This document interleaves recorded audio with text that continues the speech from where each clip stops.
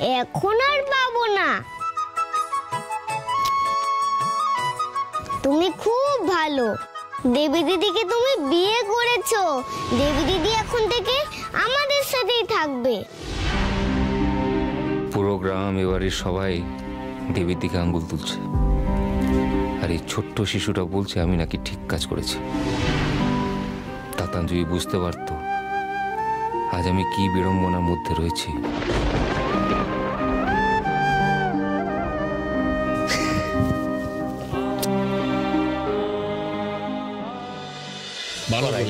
আর প্রসেনকে বলেছি যে বাজার থেকে সব জিনিসপত্রগুলো তুই দেখে নিয়ে আয়। যাও। দাঁড়াও দাঁড়াও,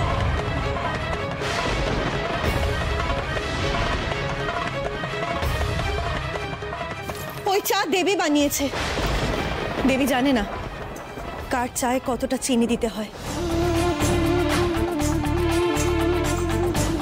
ওই চা তোমরা মুখে দিতে পারবে না।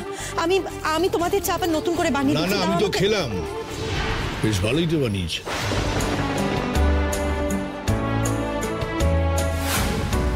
হ্যাঁ মানে যেরকম চিনি খাই তো সেরকমই আছে। আশ্চর্য, দেবী কি করে জানলো কার চায়ে কতটা চিনি দেওয়া হয়? ও তো কোনোদিনও এ বাড়িতে চা বানায়নি। বড়বাবু কম চিনি খান, হাফ চামচ, আর ছোট কাকা বেশি চিনি খান, 1.5 চামচ, আর ছোট গিন্নিমা লাল চা খান। আর গিন্নিমা আপনি দুধ চা খান না।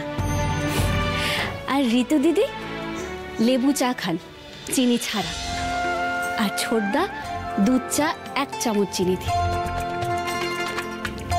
আর দেবুদা 2 চামচ চিনি দিয়ে দুধ চা। আর নন্দিতা বৌদি লেবু চা চিনি ছাড়া। আর ডাক্তারবাবু গ্রিন টি খান। তুমি এত কিছু কি করে জানলে? চা বানানোর আগে আমি ফুলি দিদির থেকে সব জেনে নিয়েছিলাম।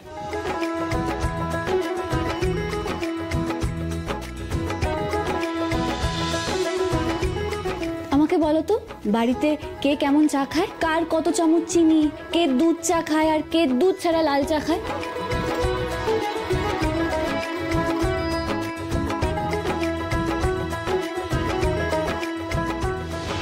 গিন্নিমা তোমার জন্য চা আছে, খাও না।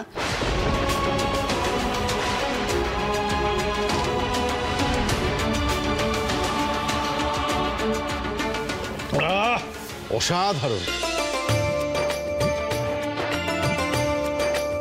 দেবী, তুমি একবার শুনেই সবার চা খাওয়ার অভ্যেসটা একেবারে মুখস্থ করে ফেলেছো। জম্পেস হয়েছে চাটা কিন্তু, কি দাদা, তাই না? খুবই ভালো। হ্যাঁ।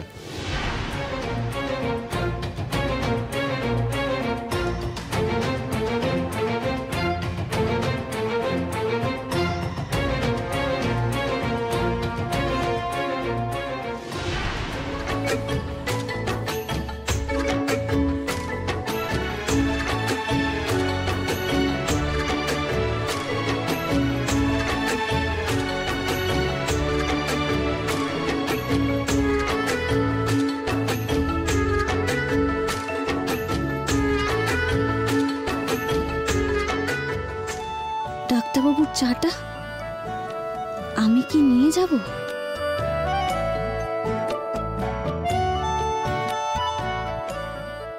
কাকাই, তুমি ভয় পেও না। তোমাকে আর দেবী দিদিকে যদি কেউ ভুগতে আসে, আমি আছি তো। আমি সবাইকে উল্টে বকে দেব।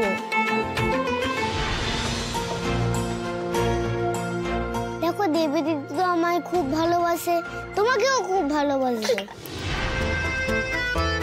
মানে আমি এই চাটা দিতে এসেছিলাম। আমি তোমাকেই তো খুঁজছিলাম দেবী দিদি।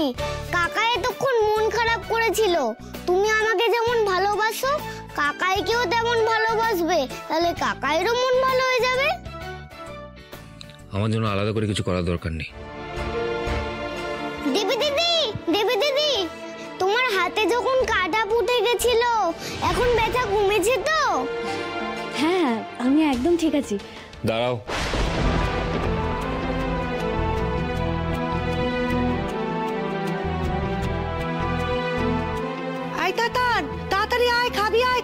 এলি তুই?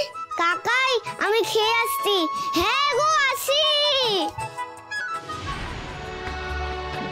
আমার কিছু হয়নি, আমি ঠিক আছি। হ্যাঁ দাঁড়াতে বলেছি না? হাতটা দেখি, হাতটা দেখি আমি। কি হলো দেখাও।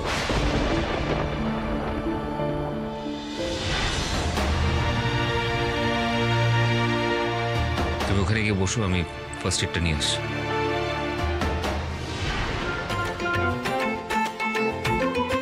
দেবী দিদি আর কাকার মধ্যে ভাব হয় কিনা দেখি তো। যাও।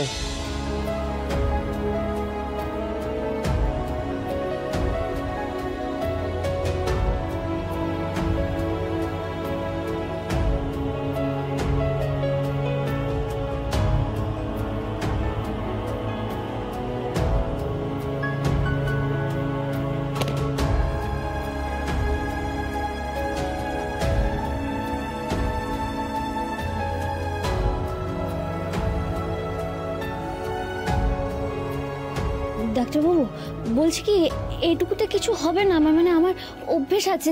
ছাড়। সব অভ্যেস ভালো না। সেপটিক হয়ে গেলে কি হবে? তার জন্য বলছিলাম এই নিয়ম টিয়ম আচার অনুষ্ঠান এসব করার দরকার নেই। আমি থাকলে না এসব হতে দিতাম। বলনি কেন কাটা ফুটে গেছে? বলছি আপনি এত ব্যস্ত হবেন না। এসব আচার অনুষ্ঠান শুধু আমার আপনার ব্যাপার তো নয়। বাড়ির বড়রা, আত্মীয় স্বজনরা সবাই তো চায় যাতে এই সংসারের অকল্যাণ না হয়।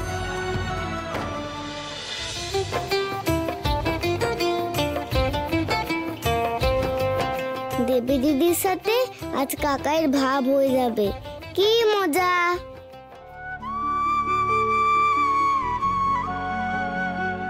আমি জানি আমার জন্য আপনাকে অনেক বিপদে পড়তে হলো। আপনার বাড়ির লোকেরাও অনেক অশান্তি সহ্য করছে।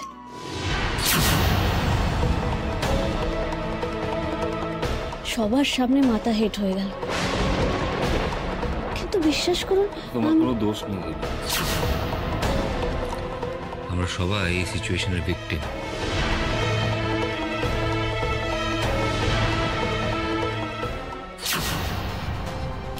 পরিস্থিতির শিকার না চাই